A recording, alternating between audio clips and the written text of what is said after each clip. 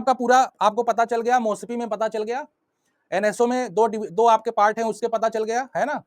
अब हम लोग बात करते हैं एनएससी का स्ट्रक्चर कैसा है। एनएससी है ना, मतलब कमीशन वाला, नेशनल स्टैटिस्टिकल कमीशन वाला, समझ जाना। देखो बेटा, इसमें टोटल कितने मेंबर्स होते हैं? 7 है ना, 7 मेंबर्स होते हैं टोटल, ठीक है।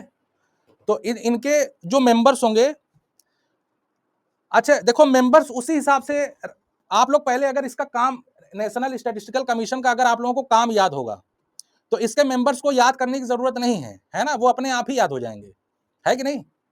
इसका काम क्या था कि मोसपी जो काम कर रहा है उस पर क्या करना, देखना कि ये सही काम ऑर्डर दे रहे हैं या नहीं, है ना, फर्जी काम तो नहीं चल रहा है।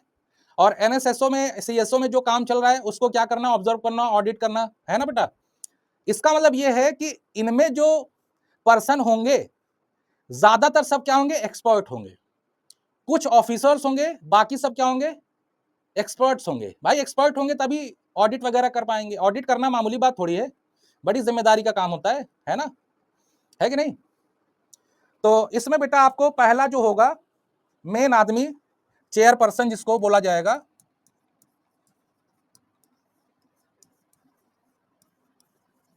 वो या तो स्टैटिस्टिशियन होगा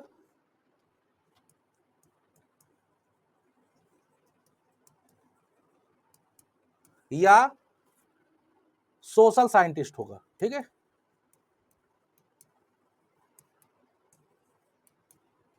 ये चेयरपर्सन एक अलग आदमी होगा जो क्या वो क्या होगा बेटा, या तो स्टैटिस्टिशियन होगा या फिर सोशल साइंटिस्ट होगा, ठीक है ना।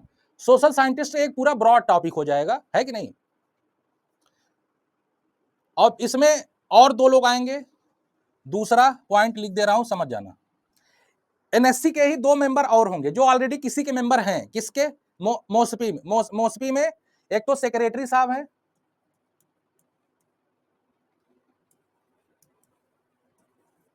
एंड दूसरा सीएसआई साहब। ये दोनों भी क्या होंगे, एनएससी के मेंबर होंगे, है ना।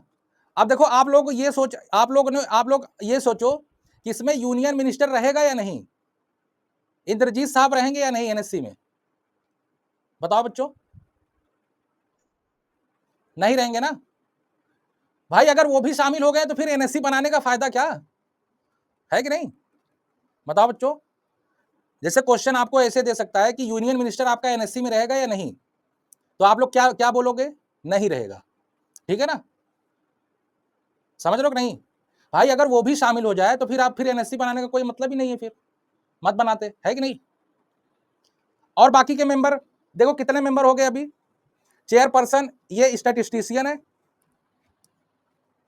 और सेक्रेटरी साहब हैं, है ना, सौरभ गर्ग साहब, और ये समंता साहब, सीएसआई साहब, ये दोनों भी मेंबर रहेंगे, ठीक है।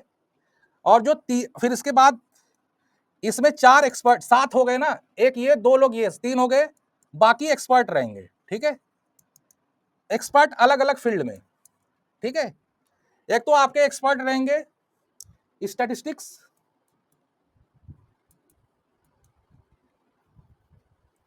स्टैटिस्टिक्स में एक्सपर्ट रहेंगे एंड इकोनॉमिक्स, दोनों साथ में।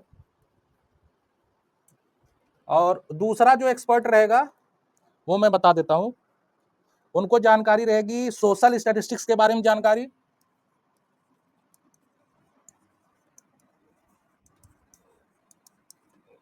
और तीसरा आपका जो रहेगा, देखो स्टैटिस्टिक्स और इकोनॉमिक्स दोनों के बारे में जानकारी जिसको रहेगी उसको लिया जाएगा, चौथा वाला पर्सन, ठीक है। और तीसरा सर्वे सैंपल मेथडोलॉजी, अभी बताता हूं बेटा, है ना। और चौथा आपका हो जाएगा एडमिनिस्ट्रेटिव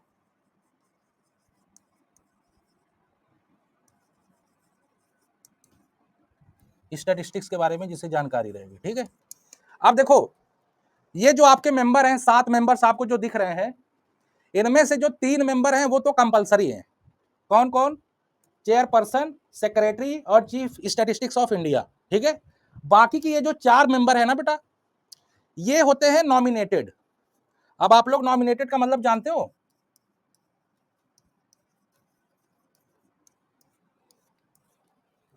नॉमिनेटेड का मतलब जानते हो आप लोग? बाकी के ये 4 क्या होंगे? नॉमिनेटेड, मतलब ये सरकार के ऊपर है, चाहे रखे चाहे हटाए। समझ रहे हो कि नहीं आप लोग? बताओ बच्चों, नॉमिनेटेड का